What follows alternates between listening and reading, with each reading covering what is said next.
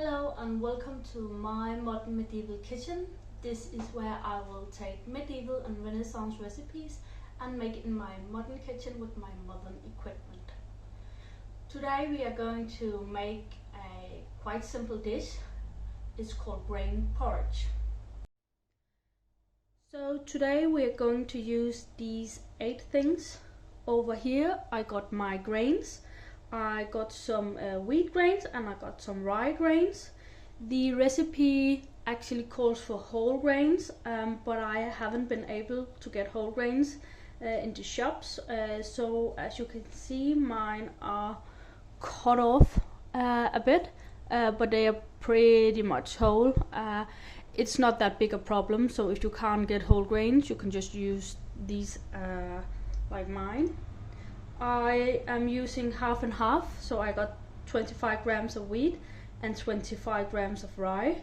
You can mix that up if you like to.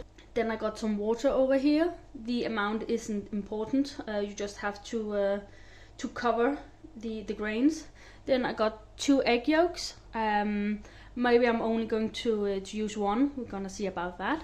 Then I got half a deciliter of stock. I'm using chicken stock. And then I also got half a deciliter of almond milk. Then I have some salt and some saffron. If you don't like saffron, some people don't like it, you don't have to use it. It is also a very expensive spice, especially in the medieval times. So definitely not all people had the money to use saffron, but the recipe calls for it, so I'm going to use it today. But these are the 8 ingredients that we are going to use today. So now I will take my grains, all of them, just mix them together, and take the water. The amount of water isn't important as long as you cover all the grains. And then I'm just going to boil them for about an hour. And that's it for now.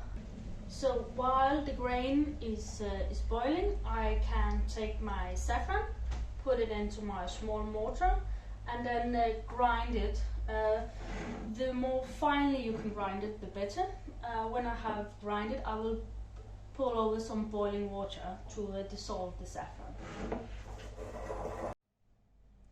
So now the saffron is turned into dust, and I'm going to pour over some boiling water. I'm going to use as little water as possible because the only reason why I'm using the water is to dissolve the saffron.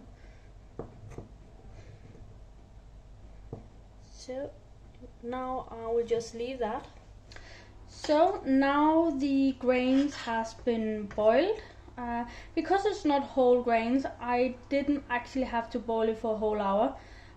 These one has just been boiled for like 40-45 minutes, but I have tasted them and they are cooked through. So now I have to add the chicken stock. I will just turn on the heat again a bit. And the almond milk. And then the saffron.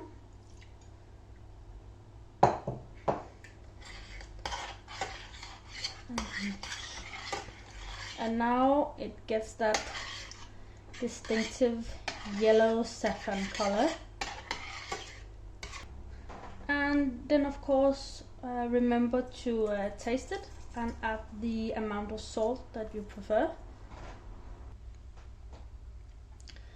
I'm actually not quite sure why you start boiling the grain in water and then add the stock later on. Maybe it's because you didn't want to waste too much of your precious stock.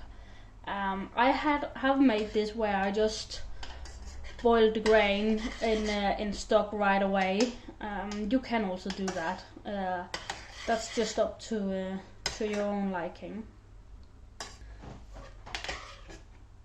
So this porridge is actually quite thick and creamy by itself, especially if you did add a tad less water or stock to it.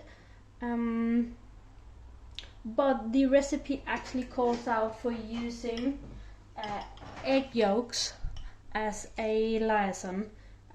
When the egg yolk is heated up to about 70 degrees, it will curdle up the porridge, but be aware that you shouldn't heat it too much. But I'm going to turn the heat off a bit and then add most of the egg yolk, not all of it, but most of it.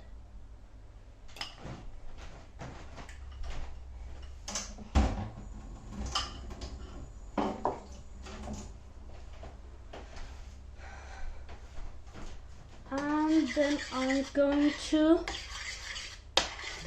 make sure that it is well distributed.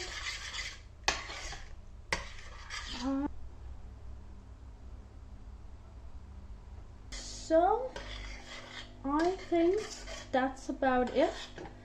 The porridge has the thickness that I like. So now you can just serve it. So here you have it, the corn porridge with saffron, made out of wheat and rye. The original recipe says that you can serve this dish with either venison or very fat sheep's meat. But next time I'm going to show you something else that you can also use for this dish.